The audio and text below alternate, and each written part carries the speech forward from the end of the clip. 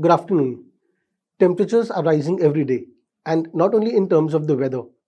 The geopolitical scenario continues to be suspenseful, and markets remain on the edge. Hello, I'm Anuj Choudhary. Welcome to this week's commodity forecast, wherein we will analyze and try to decipher all the chaos happening in commodity markets.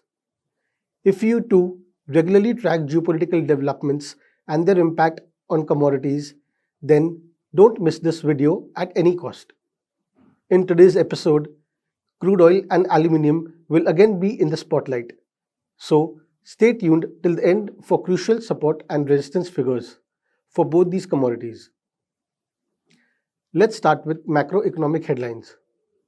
Geopolitical risks escalated on June 8th as Iran and Israel engaged in military actions in response to Israel's military action in Lebanon, further straining the fragile regional truce. Reports suggest Donald Trump urged Israel to avoid retaliatory escalation in Beirut while pressing Iran to resume negotiations, although Israel subsequently responded with ballistic strikes targeting central Tehran. Despite continued back-channel communication through mediators, progress on key sticking points, including the Strait of Hormuz, frozen Iranian assets, and the Lebanon conflict, remains limited, keeping regional uncertainty elevated. Global markets turned sharply risk-averse on Friday, the June 5th, after a strong US labor market report reinforced expectations that the US Federal Reserve may keep rates higher for longer.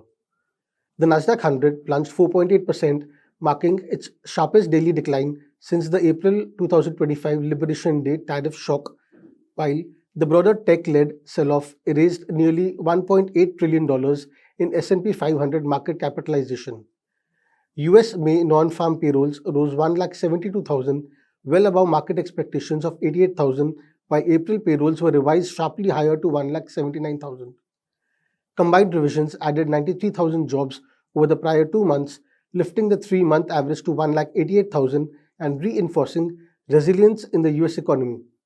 Hiring strength was concentrated in leisure and hospitality and local government sectors, partly linked to infrastructure and World Cup related activity.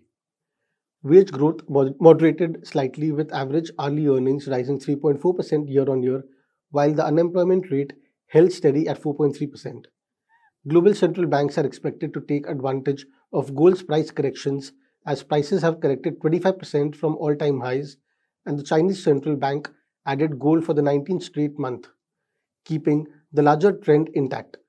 Global central banks added 243 tons of gold in first quarter of 2027. Looking ahead to the week of June 8th, markets face a dense event calendar that will test the repriced rate outlook. Key data releases include US CPI and PPI. Data releases in Asia this week include China's trade CPI and PPI on June 10th, as well as new loans for June 9th and 15th for May, which will further signal the extent of inflation pass-through and credit demand slowdown as the war in Middle East approaches its 100-day mark while negotiations remain deadlocked. The ECB is scheduled to meet on June 11th, where a near consensus of economists, including US, expect a 25 basis point rate hike. Commodity focus. Crude oil. Crude oil prices rose last week after 2 weeks of decline. It opened the week at 8,565 and touched a low of 8,494 at the beginning of the week. It touched a high of 9,290 during the first half of the week, but witnessed profit booking towards the end of the week. It closed 2.84% higher week on week at 8,614. We expect crude oil to trade with a positive bias in the medium term. It has taken strong support at the 20 and the 50-day moving average and is bouncing from the same. The momentum indicator RSI is rising along with a positive crossover, indicating further strength. It may find initial resistance at 9,550 and strong resistance at 10,080. Support is seen at 8,770 and strong support below the previous week's low of 8,570. A breach below the same may lead to a trend reversal. The price indicator is bullish. Commodity focus. Aluminium. Aluminium rose in the first half of last week and touched a fresh all-time high of 397.10.